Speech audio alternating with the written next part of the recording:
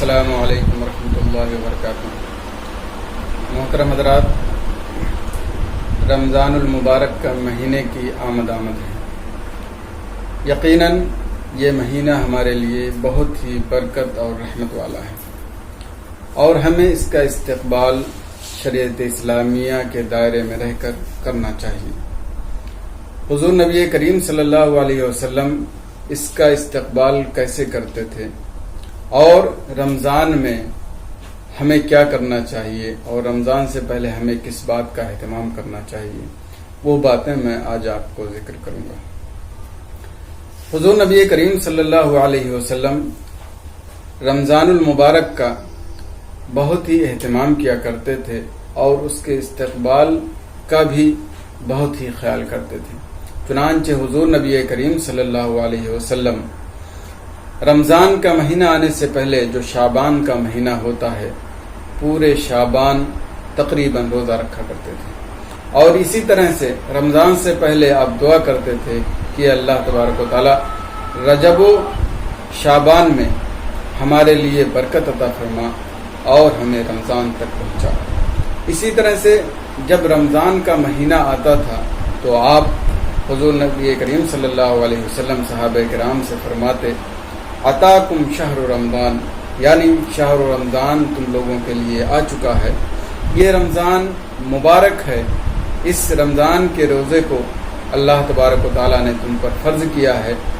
اس مہینے میں جنت کے دروازے کھول دیے جاتے ہیں، جہنم کے دروازے بند کر دیے جاتے ہیں، اور شیطان کو بھی قید کر دیا جاتا ہے۔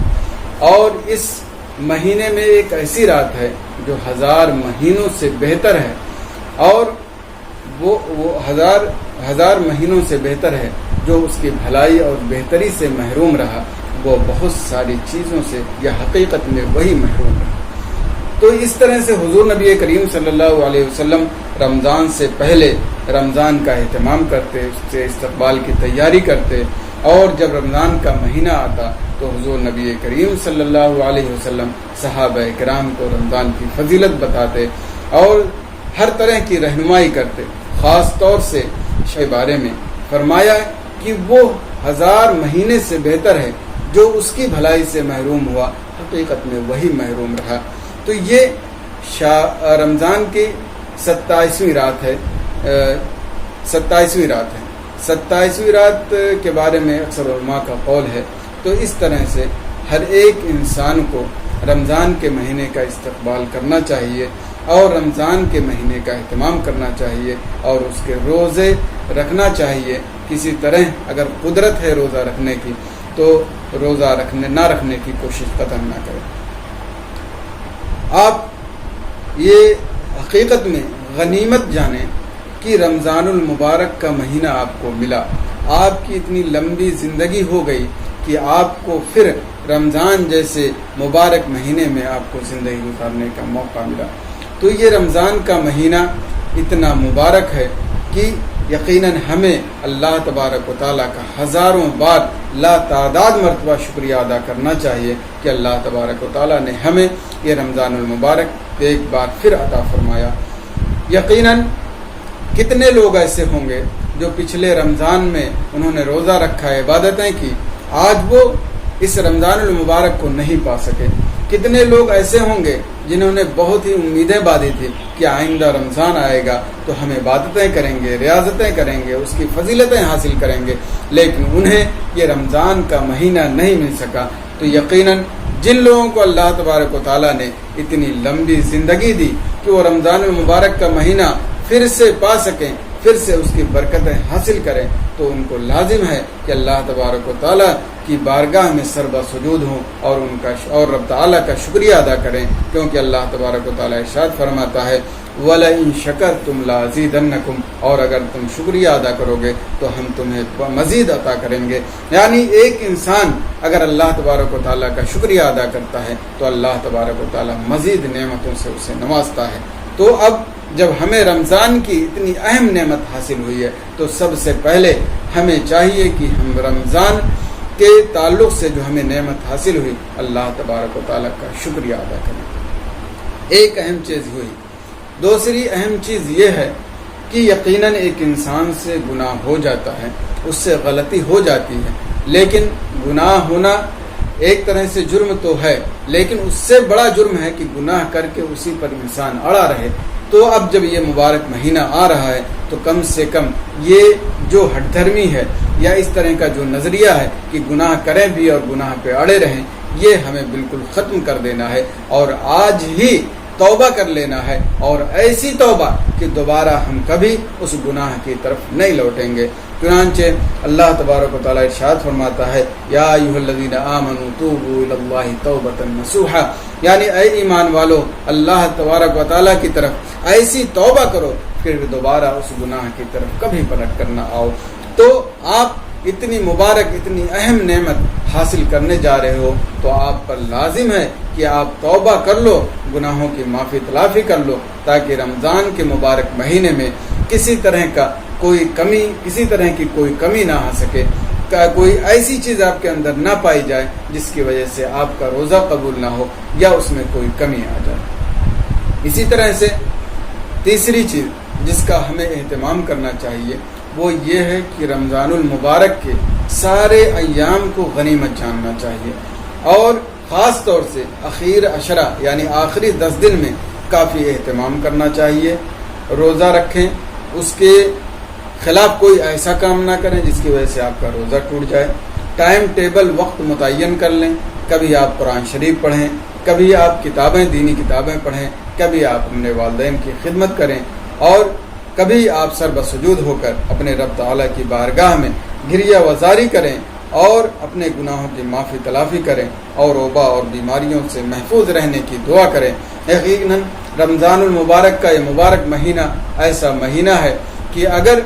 ہم اس میں صحیح طریقے سے اپنے رب کی طرف لو لگا لیں تو انشاءاللہ اللہ تبارک و تعالی ہماری سنے گا اور ہمارے گناہوں کو معاف بھی کرے گا، اور ہمارے گناہوں کے معاف کرنے کے ساتھ ساتھ ہمیں دنیا و آخرت کی بھلائیاں بھی عطا فرمائے گا۔ ایک بات یہاں پہ یہ بتا دوں کہ بہت سارے لوگ رمضان المبارک میں نفل نماز پڑھتے ہیں اور ان کے ذمہ فرض نماز بھی ہوتی ہے، تو یقیناً نفل نماز پڑھیں گے تو ثواب ملے گا، لیکن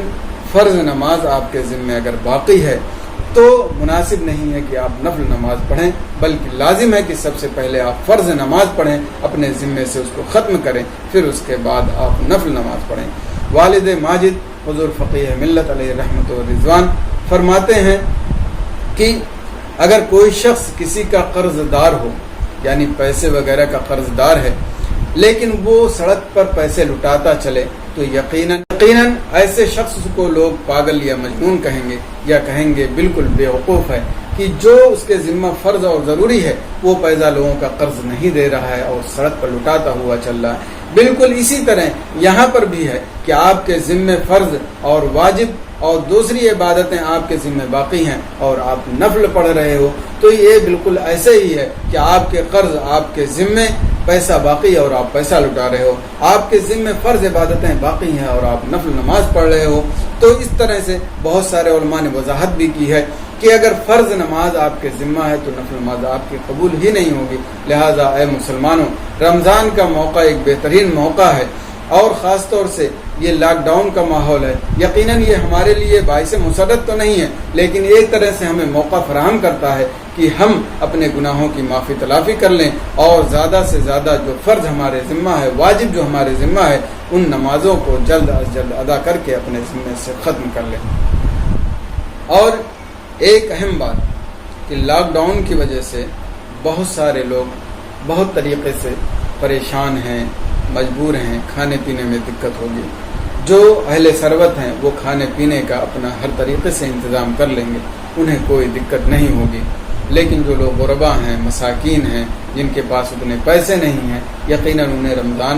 رمضان سے پہلے ہی کافی دقتوں کا سامنا کرنا پڑ رہا ہے، تو رمضان میں بھی انہیں کافی پریشانی ہوگی۔ تو جہاں آپ اپنے کھانے پینے کا اہتمام کریں اور ساری چیزوں کا اہتمام کریں، وہیں پر آپ اپنے اغل بغل اور جہاں سے بھی آپ کو رابطہ ہو سکتا ہے وہاں پہ غریب اور مسکین ہیں اور آپ ان کی مدد کر سکتے ہیں تو ان کا تعاون ضرور کریں، تاکہ وہ بھی رمضان جیسے مبارک مہینے سے صحیح طریقے سے لطف اندوز ہو سکیں۔ یقیناً اگر آپ ایسا کام کرتے ہیں تو رمضان المبارک کے صدقے میں آپ کو دنیا و آخرت میں اللہ تبارک و تعالیٰ بہت ساری بھلائیاں عطا فرمائے گا جس کا آپ اندازہ نہیں لگا سکتے۔